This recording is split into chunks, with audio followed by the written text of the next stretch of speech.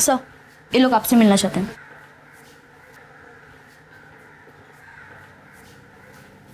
जी कहिए।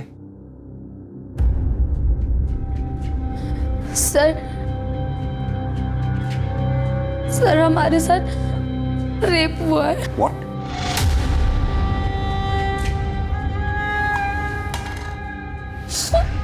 पानी पीजिए।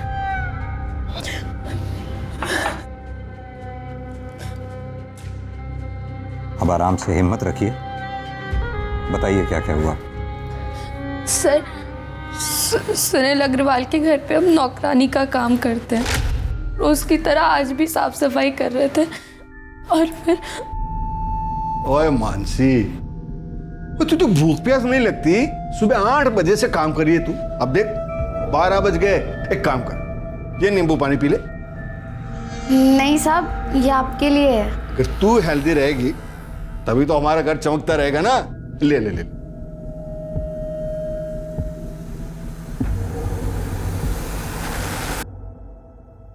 Very good. साहब मैं इसको किचन में रख के आती हूँ।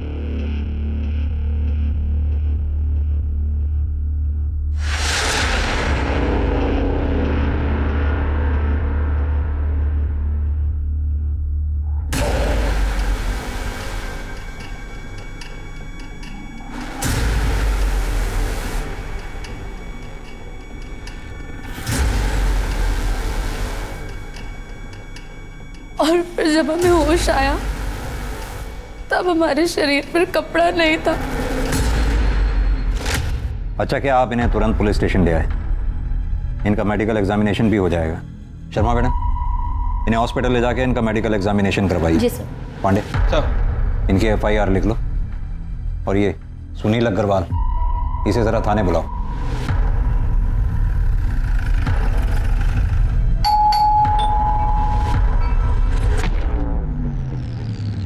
कौन आया है?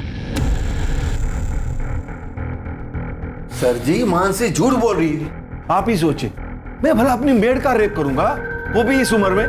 Sir ji, I am 62 year old. मुझे ये बताने में जरा भी शर्म नहीं कि मुझ में अब वो पावर नहीं बचा। अगर आपको यकीन नहीं है तो मेरी वाइफ से पूछ लो। सर, ये एकदम सच बोल रहे हैं। देखिए, कौन सच बोल रहा है कौन झूठ, ये मेडिकल एग्जामिनेशन के बाद पता चलेगा। अरे अग्रवाल जी, आपको हमारे साथ चलना होगा। अरे अरे, ये क्या जबरदस्ती है?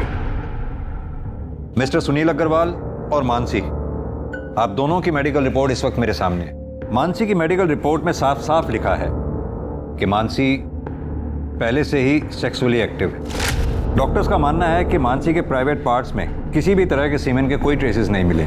जहां तक मिस्टर सुनील अग्रवाल का सवाल है, उनकी मेडिकल रिपोर्ट के मुताबिक डॉक्टर्स का मानना है कि वो पेनिट्रेटिव सेक्स करने की क्षमता खो चुके हैं, यानी कि मेडिकली वो किसी का रेप नहीं कर सकते। सर, मैंने तो पहले ही कहा था, ये आजकल की मेड ऐसी होती है, मोटी पार्टी देखी नहीं कि पैसे अट्ठे के चक्कर में रेप तक के झूठे इल्जाम लगा देती है। क्या मतलब है आपका? मेरी बहन झूठ बोलेगी? हाँ, मेरे पति कभी किसी का रेप नहीं कर सकते। और ये, इसे तो वो बेटी की तरह मानते हैं। झूठ बोल रहे हैं ये दोनों मिलके। सर, एक लड़की के लिए उसकी इज्जत से बढ़कर कुछ नहीं होता है। तुम्हारी मेडिकल रिपोर्ट में साफ साफ लिखा है कि तुम्हारा रेप हुआ ही नहीं है, बल्कि तुमने पैसे ऐंठने के चक्कर में अपने मालिक मिस्टर सुनील अग्रवाल पर झूठा आरोप लगाया। सर, ये गलत है। ये झूठ बोल रहा है आदमी। क्या झूठ है क्या सच है अभी पता चल जाएगा। यादव सर। जरा लेकर आओ उसे। Okay sir.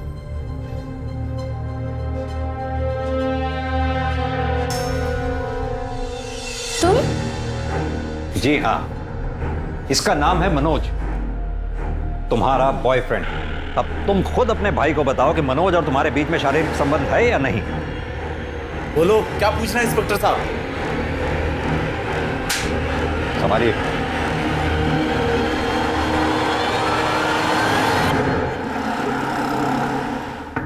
मानसी, दरवाजा खोलो। मानसी, मानसी, मानसी। भैया, ये सच है, हमारा मनोज के साथ रिश्ता है। पर ये भी सच है कि हमारा बलात्कार हुआ था, लेकिन आपने और पुलिस ने हमारी बात नहीं मानी, हमको ही गुनहगार बता दिया। अब हम नहीं जीना चाहते। आपकी बहन मानसी।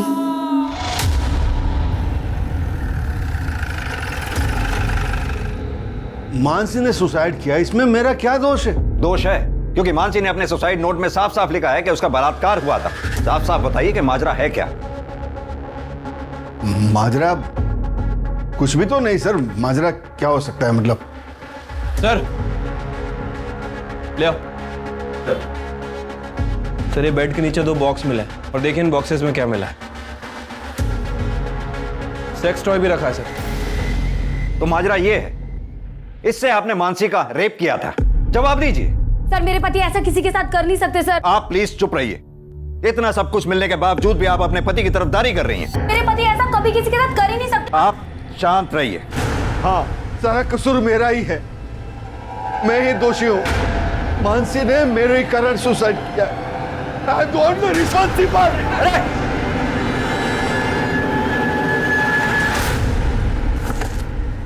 सुनील!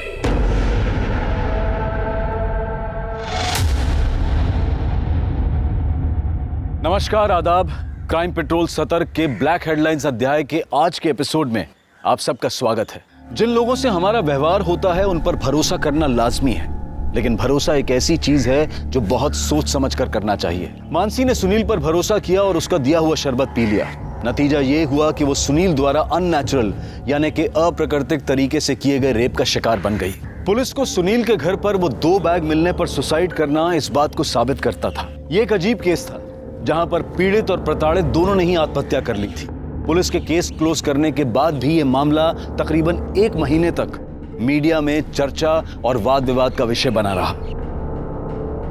शहर के समाज सुधारकों के एक खेमे ने सुनील अग्रवाल और मानसी गोस्वामी की आत्महत्या के लिए पुलिस को दोषी ठहराया, जिसे पुलिस महकमे ने बेबुनियाद बता दिया। इतने हो हल्ले और हंगामे के बाद ये केस यहां बंद हो चुका था, लेकिन क्या वाकई में ये इस केस का अंत था या फिर ये एक बड़े केस का एक छोटा सा हिस्सा था?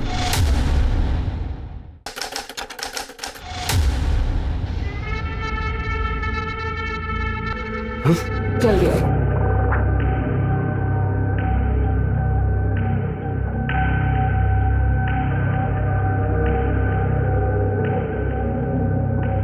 वृंदा, वृंदा,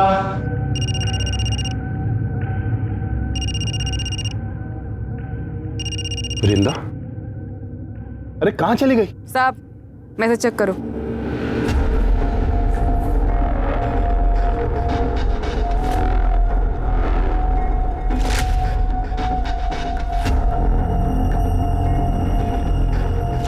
वीडियो क्यों बनाया तूने और ये मुझे क्यों भेज रही है? तो 5 लाख, और अगर नहीं दिया ना तो तुम्हारी बिल्डिंग में वॉचमैन, धोबी, माली, हर एक फ्लैट वाले को ये वीडियो भेज दूंगी, समझा? अच्छा तो तू 24 घंटे हैं तेरे पास, रखती हूँ।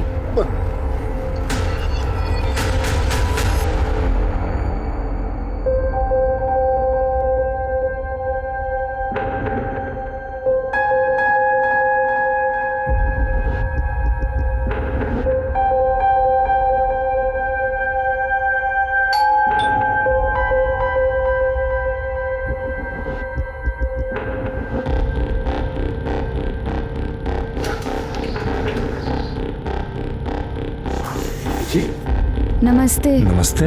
मैं करिश्मा। करिश्मा?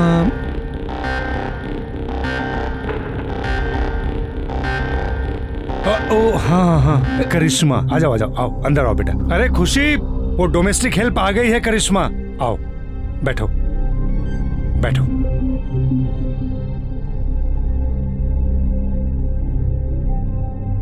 नमस्ते। नमस्ते नमस्ते, बैठो। देखो, काम मैंने फोन पे तुम्हें समझा दिया है, बस हम 2 लोग हैं। सर काम कब से शुरू करना है? वो हम सोच रहे थे आज से ही कर देते। वो क्या है ना, हमारी माँ हमारे रहते दूसरों के घर में काम करती है, हमको अच्छा नहीं लगता। और वैसे भी हमारे भाई की भी तबीयत ठीक नहीं रहती, उसके पास कोई नहीं होता तो वो परेशान हो जाता है। मुझसे क्या पूछ रहे हो? भले घर की लगती है, रख लो। ठीक है बेटा, तुम आज से काम शुरू कर दो। थैंक यू साहब। अरे ऐसे आओ, मैं तुम्हें किचन दिखा दूं, आ जाओ।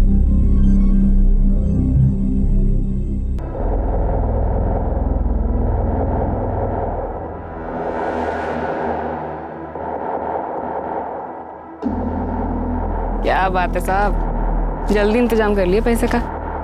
लो।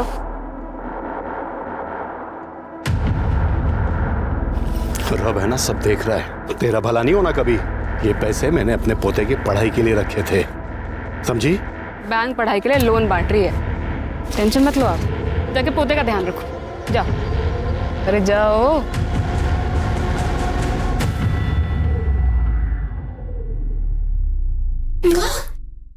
कहो, अरे क्या बात है? हाँ, ये देखो मैं आप लोगों के लिए क्या लेके आई हूँ। क्या लाई है? समोसा और जलेबी।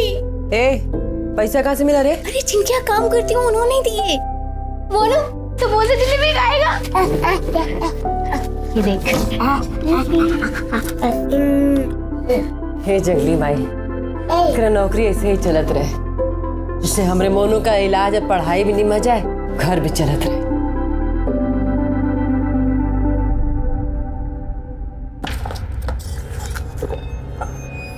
बस इतने? बाकी के पैसे कहाँ? इतने ही मिले। मामा से होशियारी है, बाकी के पैसे दे लो। इतने ही मिले मामा। मुझे पता है पैसे कहाँ। हाँ मामा इतने ही मामा। अच्छा दे रही।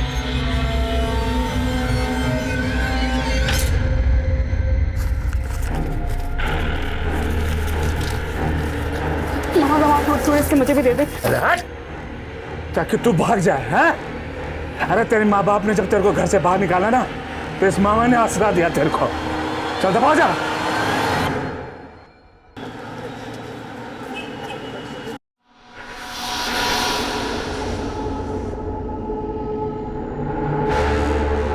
हाँ बस निकल रही हूँ मैं।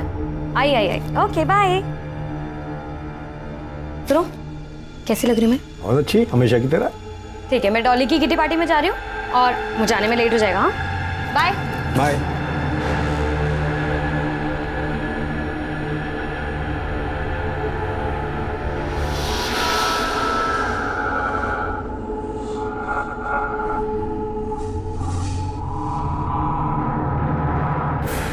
अरे करिश्मा बेटा, ये जूस पी लो। नहीं साहब। कितना काम करती हो तुम, इसके पीने से तुम्हें ताकत मिलेगी। लो बेटा लो। अरे लो, पियो। शाबाश।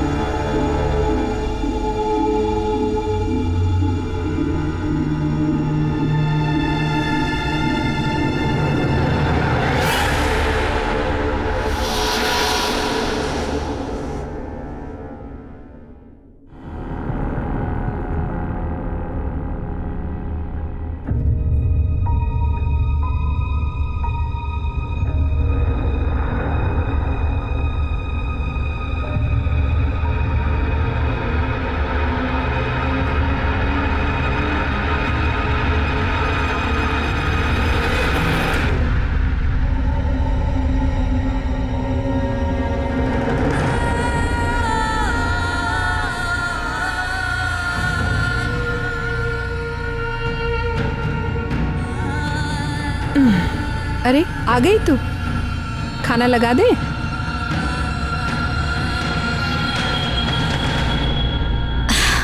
करिश्मा, क्या हुआ बेटा? तबीयत ठीक नहीं है का?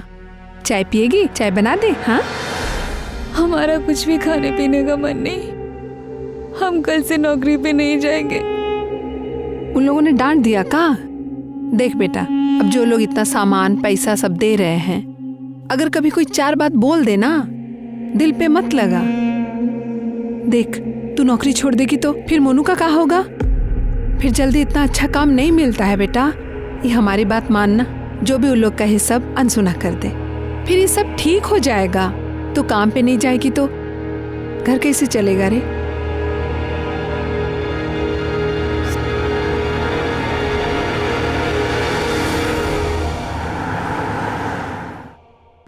बाद में बात करती हूँ।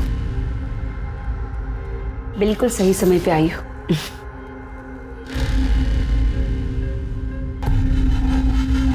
ये है तुम्हारा नया शिकार।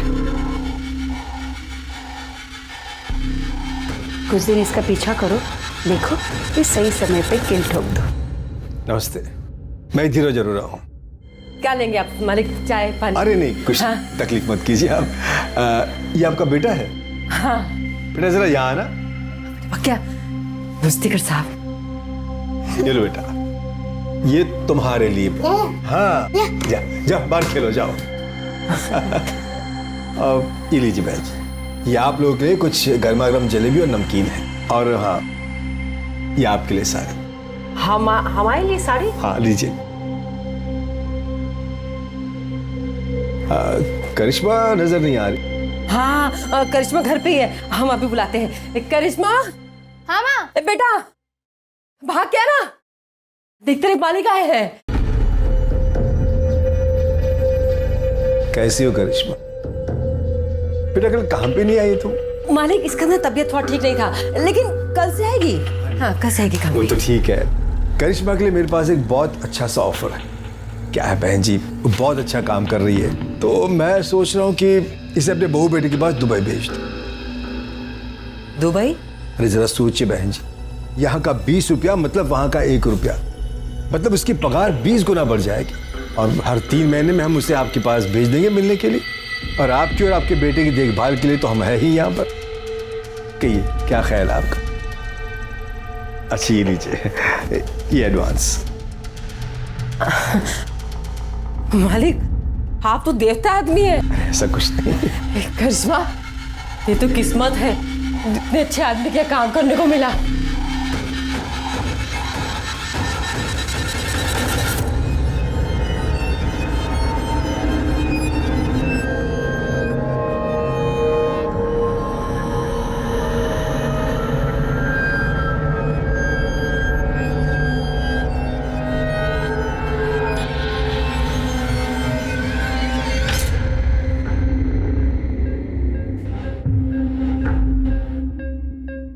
खुशी अग्रवाल जो दूसरी शादी के बाद अब खुशी अरोड़ा बन चुकी थी, उसका यह पति भी दरिंदा था। यह सिर्फ एक कोइंसिडेंस था या फिर इसके पीछे भी कोई और रहस्य था? धीरज 3 हफ्तों तक लगातार गाजियाबाद में करिश्मा का शारीरिक शोषण करता रहा और करिश्मा की मां वैशाली यह समझती रही कि करिश्मा दुबई में अपने परिवार को पालने के लिए नौकरी कर रही है। ऐसे में करिश्मा के शोषण का सिलसिला कब खत्म हुआ? खुशी और वैशाली को करिश्मा के साथ हो रहे अत्याचार का पता चला भी या फिर नहीं?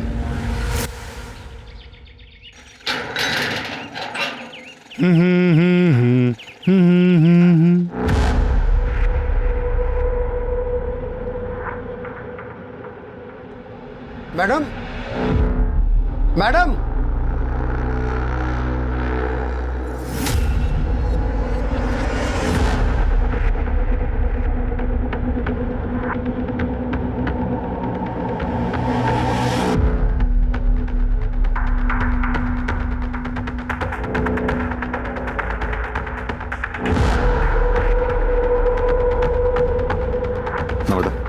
चेक करो, देखो आप। सर ये देखिए, यहाँ काफी स्वेलिंग है, हो सकता है जोर से वार किया हो सकता है मौत इंटरनल इंजरी की वजह से हुई। और देखो अच्छी तरह से सर। टेरेस और बिल्डिंग के आसपास अच्छी तरह से छानबीन करवाओ, देखो कुछ मिलता है क्या। अगर कातिल ने कत्ल यहाँ किया है तो हो सकता है मर्डर वेपन यहीं कहीं उछाल के फेंका हो। सर आप लोगों में सबसे पहले किसने देखा भाई? सर मैंने। आपने बॉडी के आसपास कुछ देखा? नहीं सर, कुछ नहीं। आप लोगों में से कोई इसे पहचानता है क्या? नहीं सर। नमस्ते सर, मैं सोसाइटी का सेक्रेटरी हूँ। मैंने इन सब से बात कर लिया, मगर हम में से किसी ने इस लड़की को इस सोसाइटी में कभी नहीं देखा। एक बात बताइए, आपके सोसाइटी में सीसीटीवी काम कर रहे हैं? हाँ जी सर। हमें पिछले 2-3 दिन के सीसीटीवी फुटेज चाहिए होगा। मिल जाएंगे सर।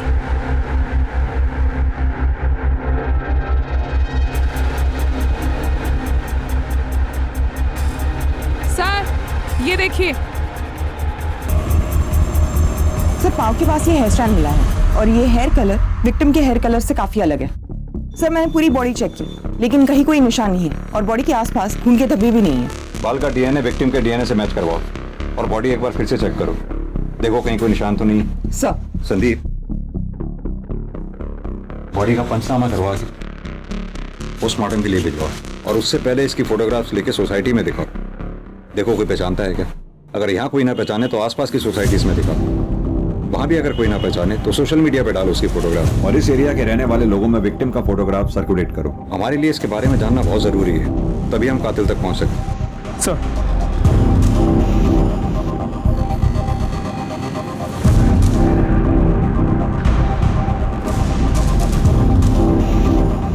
आप दोनों इसे पहचानते हो? नहीं।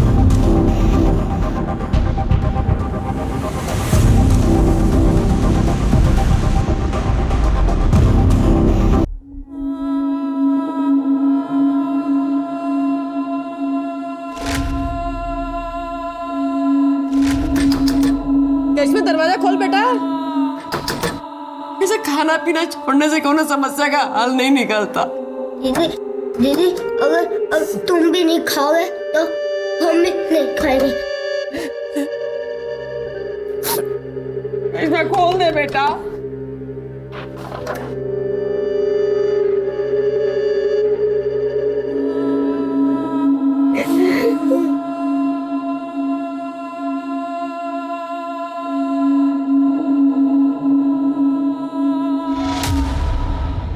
सर, उस अनआइडेंटिफाइड बॉडी की पोस्टमार्टम रिपोर्ट। विक्टिम की मौत 13 तारीख को दोपहर 2:30 बजे से 4:30 बजे के बीच में हुई है, लेकिन इसकी इंफॉर्मेशन तो हमें अगले दिन 14 तारीख को सुबह 8 बजे मिली। कुछ समझ में नहीं आ रहा। भरी दोपहर में टेरेस पे मर्डर। सर, ये बिलीवेबल नहीं लग रहा।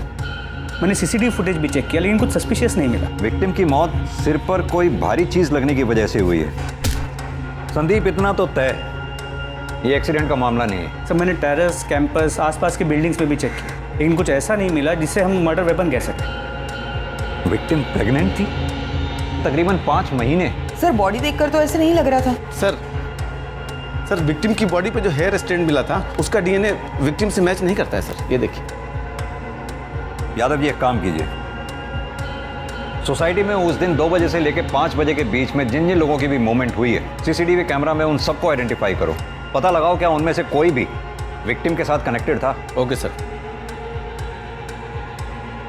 सर, उस बिल्डिंग में जितने भी लोग एक्सक्यूज मी सर, वेलकम। जी आइए। सर, मेरा नाम आलोक। मैं आपसे एक जरूरी बात शेयर करना चाह रहा हूँ। प्लीज बैठिए पहले आप। जी थैंक यू सर। बताइए क्या जरूरी बात शेयर करनी है आप। ये जो लड़की है, मैं इस लड़की को जानता हूँ सर। इस लड़की का नाम वीरिंदा चौहान, और सर ये मेरे वहां मेड का काम करती थी। सर, वो इसने मुझे अपने सेक्स के जाल में फंसाकर मुझसे 5 लाख रुपए ब्लैकमेल के तौर पर रैंठे थे। आलोक जी, कहीं ऐसा तो नहीं कि विक्टिम के पेट में आप ही का बच्चा था? मैं तो उस लड़की से 1 महीने पहले ही मिला था। आप इस वृंदा चौहान के कांटेक्ट में आए कैसे? मेरे घर के लिए एक मेड की जरूरत थी, तो मैंने मेड एजेंसी वालों को फोन किया।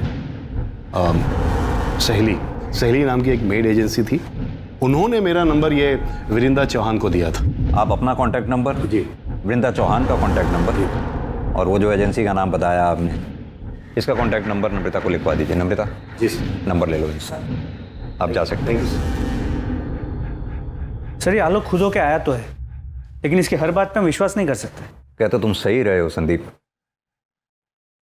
ये वृंदा चौहान के कॉल रिकॉर्ड्स और उसके लोकेशन रिकॉर्ड्स निकलवाओ, और जिस एजेंसी के बारे में ये आलोक बता रहे थे, सहेली, वहां जाकर वृंदा चौहान के बारे में पता करो। सर।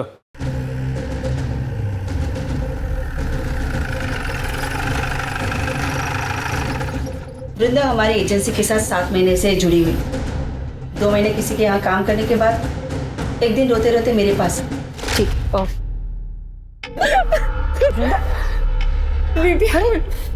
इतनी चोट कैसे लगी तुझे? मेरे पापा ने आज मेरे साथ ऐसे जबरदस्ती किया, मुझे बहुत पीटा। तुम अपनी माँ से बात क्यों नहीं करती? वो कुछ करेगी ना। मेरे पापा मुझसे बहुत नाराज है। उन्होंने मुझे घर से निकाल दिया है। मैं उनके पास नहीं जा सकती दीदी, नहीं जा सकती दीदी, वो एक अलग कहानी है। हम दोनों पुलिस के पास चलते हैं, पुलिस को बता दे। नहीं दीदी, पुलिस की बात करें तो मामा मुझे घर से निकाल देगा। मेरे पास रहने का कोई ठिकाना नहीं है। रोना बंद कर और ये बता कि तू मुझसे क्या चाहती? मामा ने बोला था कि उसको पैसे ला के दूंगी ना तो वो मुझे छुएगा नहीं। दीदी कोई ऐसा जुगाड़ बता दो जिससे कम समय में ज्यादा पैसे कमा सको, क्योंकि अगर ऐसा ही चलता रहा तो या तो मेरा मामा मुझे मार देगा या मैं अपनी जान ले लूंगी। फिर मैंने उसे ऐसे लोगों के यहाँ काम करने का आइडिया दिया। वो क्या है ना साहब कि 2 पैसे एक्स्ट्रा भी मिल जाते हैं। मुझे उन सारे लोगों के नंबर चाहिए जिनके घर पे वृंदा ने काम किया था। हो सकता है उन्हीं में से कोई वृंदा के होने वाले बच्चे का बाप हो और उन्हीं में से किसी ने उसे मारा हो। क्या वृंदा प्रेग्नेंट थी? जी, पोस्टमार्टम रिपोर्ट के हिसाब से वृंदा के पेट में 5 महीने का बच्चा था। सर तो ये जरूर उसके मामा का काम है।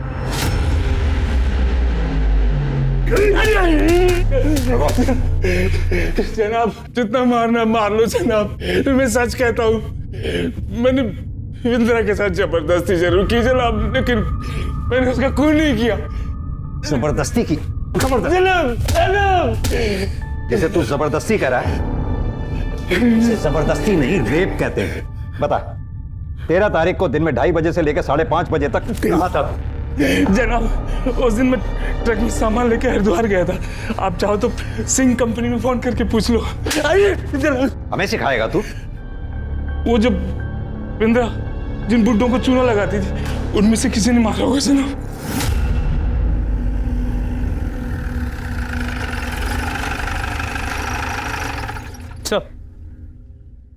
जिन जिन सीनियर सिटीजन्स के यहाँ पे वृंदा ने काम किया था उन सब ने बयान देने से मना कर दिया। लेकिन संदीप, वृंदा प्रेग्नेंट थी और जाहिर सी बात है उसके बच्चे का बाप इन्हीं में से कोई एक होगा। सर इस बारे में भी हमने उनसे पूछा, लेकिन सबका यही कहना है कि वो लोग प्रोटेक्शन यूज करते थे। सबसे पहले तो ये वृंदा के मामा अतुल चौहान का डीएनए वृंदा के फीटस से मैच कराओ। अगर उसका डीएनए मैच नहीं होता फिर बाकी बचे लोगों का डीएनए टेस्ट करवाओ। सर एक बात और, एजेंसी से मिले नंबर्स में एक नंबर धीरज अरोरा का भी था। इस वृंदा ने कभी धीरज अरोरा के घर पे काम तो नहीं किया, लेकिन फिर उसका अगला टारगेट धीरज ही था। और हमें वृंदा की बॉडी भी धीरज की बिल्डिंग से ही मिली है। सर हमने उन दोनों से फिर से पूछताछ की, लेकिन उन्होंने वृंदा को पहचानने से साफ मना कर दिया। मुझे वो 13 तारीख की सीसीटीवी फुटेज दोबारा चेक करें। सर ये देखिए 3:30 बजे वृंदा चौहान बिल्डिंग में घुसती है। एक मिनट नम्रता, पॉज करना, जूम करना जरा। खुशी अग्रवाल। सर आप इसे जानते हैं? तुमने इसे पूछताछ की थी? जी सर, इनके हस्बैंड से भी पूछताछ की थी, लेकिन दोनों ने इसे पहचानने से मना कर दिया। हस्बैंड? जी सर, धीरज अरोरा। ये धीरज अरोरा। लेकिन सर आप उस खुशी को कैसे जानते हैं? संदीप, करीब 1 साल पुरानी बात है। इस खुशी के पहले पति, इस खुशी का तब खुशी अग्रवाल नाम था और पहले पति का नाम था सुनील अग्रवाल। सुनील अग्रवाल के ऊपर उनके काम वाली ने बलात्कार का आरोप लगाया था और जब हम उनके घर में बयान की पुष्टि के लिए पहुंचे तो सुनील अग्रवाल का यह कहना था, मुझे यह बताने में जरा भी शर्म नहीं कि मुझ में अब वो पावर नहीं बचा। हमें यह भी पता चला कि उस काम वाली का एक बॉयफ्रेंड भी था। हमने सोचा हो सकता है कि उस काम वाली ने पैसे ऐंठने के लिए अपने मालिक पर झूठा आरोप लगाया हो। और हैरानी वाली बात यह है कि उस काम वाली ने आत्महत्या कर ली। उससे भी ज्यादा हैरान करने वाली बात यह थी कि उसने अपने सुसाइड नोट में कंफर्म किया कि उसके साथ बलात्कार हुआ था और बलात्कारी कोई और नहीं, वो खुशी अग्रवाल का पहला पति सुनील अग्रवाल ही था। हम उसके बयान की पुष्टि के लिए फिर उनके घर पे गए और छापेमारी के दौरान हमें उन दोनों के घर से सेक्स टॉयज मिले। उन दोनों को थाने लेके आओ। खुशी जी, हम कुछ समय पहले भी मिल चुके हैं। तब आप खुशी अग्रवाल हुआ करती थी और आज खुशी अरोड़ा। कुछ याद है आपको? जी सर। आज आप सेकंड मैरिज करके मूव ऑन कर गई, अच्छी बात है। Thank you sir. मिस्टर धीरज, आपका मानना है कि आप वृंदा चौहान को जानते ही नहीं? जी बिल्कुल। जबकि वृंदा जिस एजेंसी में काम किया करती थी उस एजेंसी के मुताबिक आपने किसी काम वाली के लिए वहां रिक्वायरमेंट दी थी और उस एजेंसी का यह कहना है कि वृंदा आपके घर में काम करने वाली थी। जैसा कि वृंदा हर मर्द को हनी ट्रैप करके ब्लैकमेल किया करती थी, शायद आपको भी वो करने वाली थी या फिर हो सकता है किया हो। कहीं ऐसा तो नहीं ये बात आपको पता चली हो और आपने वृंदा का मर्डर कर दिया हो? या क्या कह रहे सर? मैं वृंदा को जानता तक नहीं था। इनफैक्ट आज से पहले उसका नाम भी नहीं सुना था। हाँ, हर एजेंसी को हमने कांटेक्ट किया था मेड की रिक्वायरमेंट के लिए, अपने डिटेल्स भी छोड़े थे वहां, पर हाल फिलहाल हमें मेड की कोई रिक्वायरमेंट नहीं थी। नम्रता, जरा धीरज जी को दिखाओ।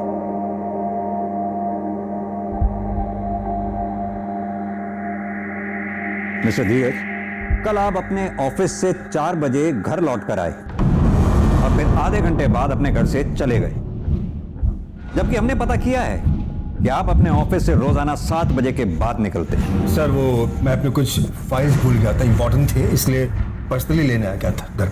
और खुशी जी, आप कल अपने घर से 3:45 पे निकली और ठीक 10 मिनट बाद 3:55 पर घर लौट कर आ गई। सर ऐसी कोई बात नहीं है, मैं बस पैसे विड्रॉ करने गई थी वहां से। और आप स्टेटमेंट चेक कर लीजिए बैंक का, सीसीटीवी फुटेज होगा, आप वो चेक कर लीजिए। खुशी जी, ये एक अजीब सा इत्तेफाक नहीं है? 1 साल पहले भी जब हम मिले थे तब भी जुर्म आपके इर्द गिर्द ही हुआ करते थे और आज भी ठीक वही सिचुएशन है। सर इसे मेरी बुरी किस्मत समझ लीजिए या फिर कोइंसिडेंस। ठीक है, फिलहाल आप दोनों जा सकते हैं। Thank you.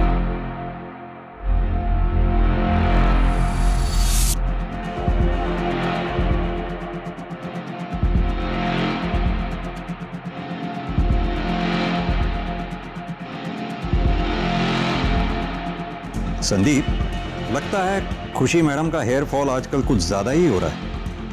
और सर इस बाल का कलर लगभग उस बाल के कलर जैसा है जो हमें क्राइम स्पॉट पे मिला था। मैं चाहता हूं कि तुम इस बाल का डीएनए पहले मिले हुए बाल के डीएनए से मैच करो।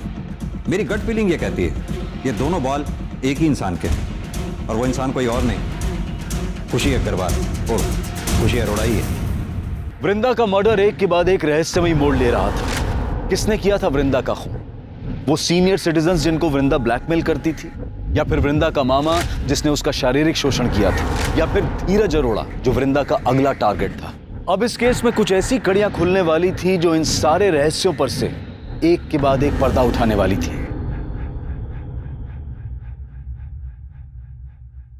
सर वृंदा के मामा अतुल चौहान का डीएनए वृंदा के पेट की फीटस के डीएनए के साथ मैच करता है। रिपोर्ट। यानी वृंदा के मामा के पास वृंदा को मारने का मोटिव था, लेकिन बिल्डिंग के उस सीसीटीवी फुटेज में ये मामा कहीं दिखाई नहीं दिया। वृंदा की बॉडी के पास जो हेयर स्टैंड मिला था उसके डीएनए रिपोर्ट का क्या हुआ? वो नम्रता लेके आ रही है। सर वृंदा की बॉडी के पास जो हेयर स्टैंड मिला उसका डीएनए खुशी के डीएनए से 100% मैच करता है। ये देखिए। ये खुशी शक्ल से जितनी भोली दिखती है उतनी भोली है नहीं। एक काम करो, ये खुशी के घर का सर्च वारंट निकालो। सर मैं वही चेक कर रहा हूँ, थोड़ी देर में फोन करता हूँ ना आपको। ओके खुशी। मैं देखती हूँ। पूरे घर की अच्छे से तलाशी लो। सर क्या हो रहा है सर? आप हमें अपना काम करने दीजिए।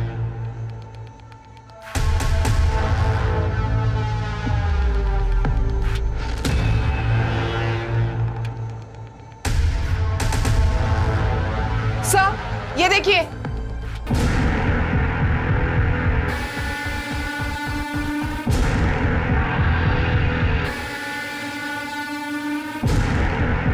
ये इस पिक में लड़की कौन है? यही रहती है? सर हमने इसे अडॉप्ट किया है, पहले यही रहती थी, अब मेरे बेटे के साथ दुबई में रह रही है। नाम क्या है इस लड़की का? करिश्मा।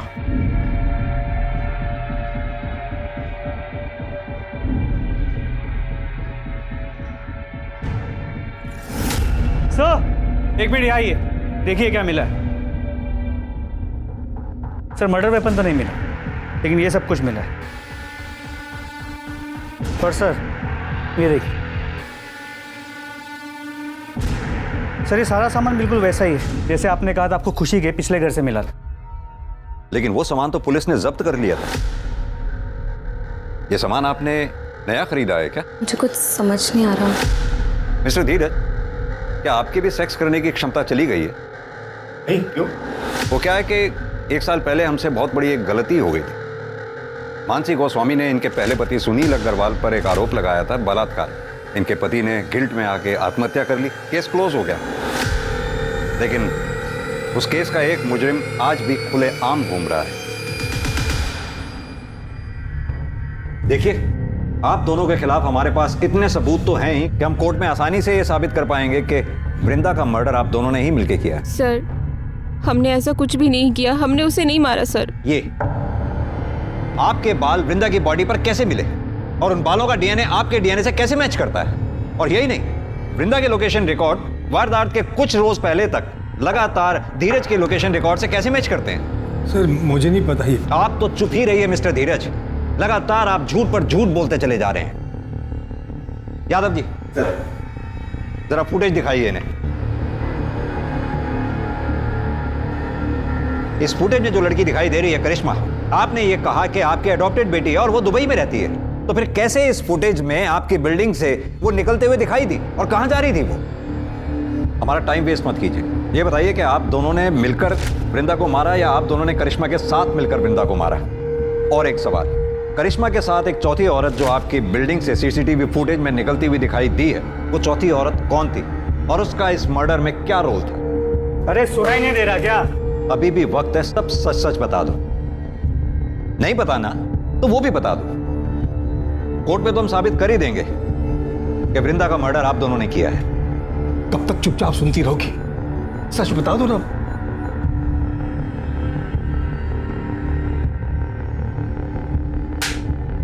तुम्हारे पास फालतू का टाइम होगा, हमारे पास नहीं। बोलो।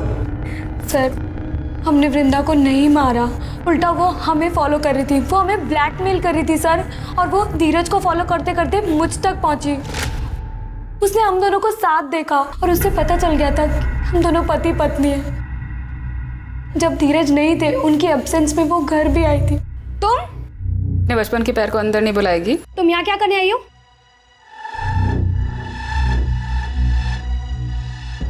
तुझसे इतना प्यार किया था, 9 साल पहले मुझे गांव में अकेला छोड़ा ही था। सारे गांव वालों ने मेरा सर मुंडवा दिया, माँ बाप ने घर से निकाल दिया, अम्मा ने मेरा रेप किया। ये अच्छा है, मेरी जिंदगी खराब करके अय्याशियाँ कर रही है। तो क्या चाहती है? 1 लाख रुपए। किस बात के 1 लाख रुपए? तेरे पति को बताऊं तेरे बारे में? खोलूं तेरी बोल? हवा टाइट हो गई तेरी। कहाँ से लाऊं मैं 1 लाख रुपए? घर पे रखे होते 1 लाख रुपए? बाजू में ATM है और तेरे पास 2-3 अकाउंट तो होंगे ना। तो एक काम कर, सारे अकाउंट से थोड़े थोड़े पैसे निकाल के 1 लाख रुपए दे दो। मौसी हूँ तुम्हारे मुंह पर ला करके 1 लाख रुपए।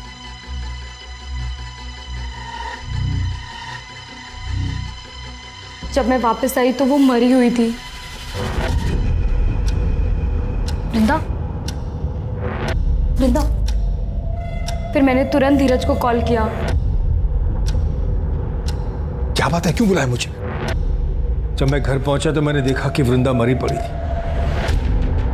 अब खुशी ने मुझे सारी कहानी बताई, तो हम दोनों ने मिलकर उसकी लाश को कमरे में छुपा दिया और मैं ऑफिस चला गया। मुझे पता था सर कि हमारी बिल्डिंग का टेरेस खुला रहता है। रात को हम दोनों ने इसकी लाश को सीढ़ियों के रास्ते से टेरेस पर रख दिया।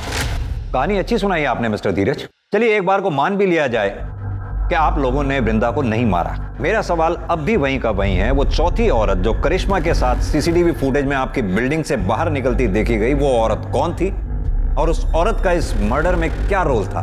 खुशी छुपाने में नुकसान है हमारा, सच बता दो। सर मैं बताता हूं, करिश्मा और उसकी माँ वैशाली ने ही वृंदा को मारा है। बर्तन चौका करने वाले गरीब लोग हैं साहब, हम क्या किसी को मारेंगे? यही मरदवा होंगी, यही दोनों हत्यारे हैं। तो ये लोग का बस चलता ना तो हमारे करिश्मा को भी मार देते ये लोग। देखिए आप जो भी कहना चाहती हैं साफ साफ कहें। सर, इन लोगों ने हमें कोई अडॉप्ट नहीं किया था, हम इनके यहाँ नौकरानी का काम करते थे। उन्होंने माँ से झूठ बोला कि अपने बेटे के पास दुबई भेज रहे हैं, लेकिन हमें अपने घर में कैद रखा।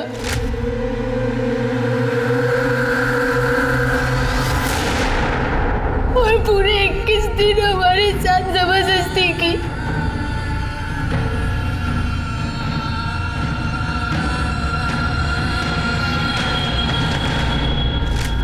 अगर ऐसा था तो आप लोग तुरंत हमारे पास क्यों नहीं आए? इन दोनों को जेल में डाल देते। पुलिस के पास आती तो बात फैलने का डर था। यानी कि खुशी जी, आपने करिश्मा का तो शारीरिक शोषण किया ही, साथ में मानसी का भी शारीरिक शोषण किया।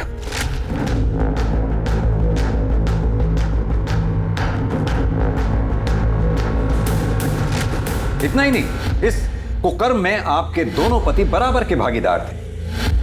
पहला पति सुनील अग्रवाल, वो आपको ये कुकृत्य करते हुए देखता था, और आपका दूसरा पति मिस्टर धीरज अरोड़ा इस कुकर्म में आपके बराबर के भागीदार थे। आईपीसी की धाराओं की लंबी लिस्ट लगेगी आप दोनों की। ये बताइए कि वृंदा को क्यों मारा आप लोगों ने? हमने उसे नहीं मारा सर, यही दोनों ने मारा है। हम कैसे करेंगे उन लोग का मर्डर? हम जब वहां पहुंचे, करिश्मा करिश्मा करिश्मा जब हमको चुपके से फोन करके इन लोगों को सारा सच्चाई बताई, हम करिश्मा को लेने के लिए इन लोग के फ्लैट पे पहुंचे।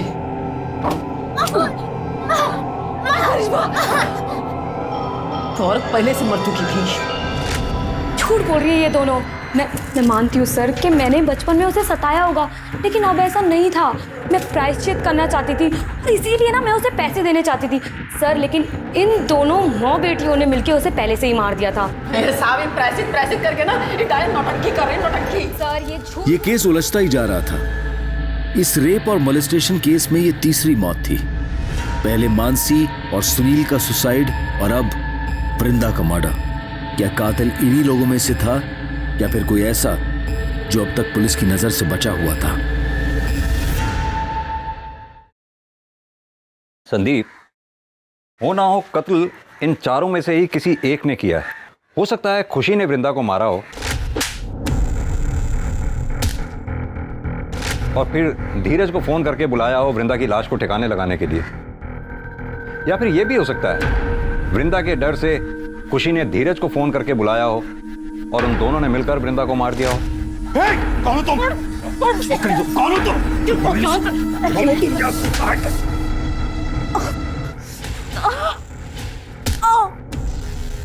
या फिर यह भी हो सकता है कि वैशाली घर में घुसी हो, करिश्मा के साथ भागने लगी हो और इसी दौरान वृंदा बीच में आ गई हो और वृंदा वैशाली के हाथों मारी गई हो।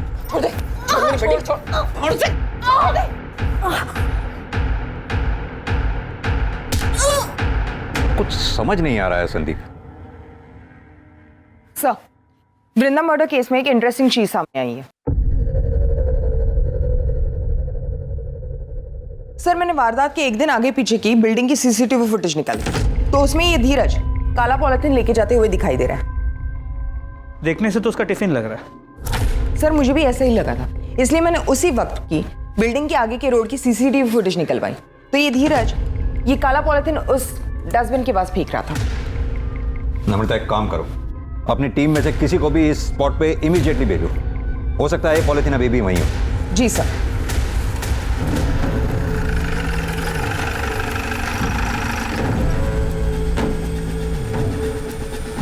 महेश। Yes sir.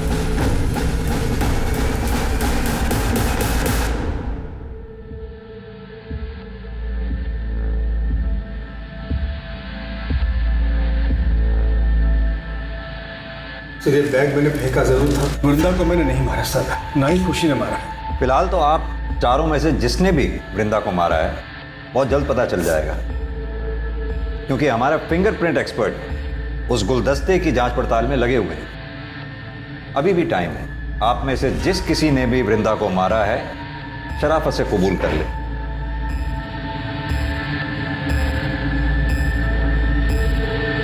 सर, खून हमने किया है। उस दिन फोन रखने के बाद अम्मा का इंतजार कर रहे थे। घर में सर और मैडम दोनों ही नहीं थे। जैसे माँ गेट पे आई, हम उनके पास दौड़ के पहुंचे तो मैडम हमारे बीच में आ गई, हमें रोकने लगी। हमने गुलदस्ता उठा के उनके सिर पे दे मारा। कैसे मारा? करके बताओ। सर, वो हमारे सामने आ गई थी हमें रोकने के लिए, तो हमने गुलदस्ता उनको ऐसे मार दिया सिर पे, वो वहीं मर गई और हम भाग गए। लेकिन चोट तो वृंदा के सर के पीछे लगी थी। क्यों वैशाली? अरे अब तो मान जाओ, या अपनी बेटी को जेल भेजकर मानोगी? हमसे बहुत बड़ी भूल हो गई था। हम जैसे ही दरवाजे की घंटी बजाते देखा तो दरवाजा पहले से खुला हुआ था। सोफे पे एक औरत बैठी थी। हमको लगा खुशी मैडम है। हमारी नजर फूलदान पे पड़ी और उसको उठाए उनके सर पे दे मारे। उसके बाद करिश्मा लेके वहां से भाग गए और इसीलिए हम करिश्मा को बलात्कार का केस लिखवाने के लिए पुलिस थाने नहीं आए। बिना देखे सुने, बिना सोचे समझे कुछ भी करने से पल भर में जीवन बिगड़ जाता है। जरा सा भी समझदारी से काम लिया होता तो अपराधी बनने से बच जाती। आज की तारीख में हमारे देश में समलैंगिक रिश्ते में होना कोई जुर्म नहीं है। अब तो कानून भी पास हो चुका है जो LGBT कम्युनिटी को मान्यता देता है। लेकिन अगर कोई भी रिश्ता हवस की आड़ में जोर जबरदस्ती से बनाया जाए तो वो जुर्म है। खुशी की दरिंदगी का शिकार ना सिर्फ मानसी, वृंदा और करिश्मा हुई, बल्कि खुशी की हिरासत के बाद और भी कई लड़कियां सामने आई। और इस सीरियल रेप और मोलेस्टेशन के लिए खुशी के साथ साथ उसके पार्टनर्स को भी सजा दी गई। ये केस दर्शाता है कि समाज के दरिंदों की कोई शक्ल नहीं होती, कोई जेंडर नहीं होता। लेकिन ऐसे कई केस रोके जा सकते हैं अगर सही समय पर पुलिस को इसकी सूचना दे दी जाए। हमें बस चौकन्ना और सतर्क रहने की जरूरत है। अब मैं अनूप सोनी आपसे विदा लेता हूं। फिर मुलाकात होगी क्राइम पेट्रोल सतर्क के ब्लैक हेडलाइंस अध्याय में एक और नए केस के साथ। और याद रखें, क्राइम और आपके बीच में सिर्फ इतना फर्क है कि आप कितने सतर्क हैं।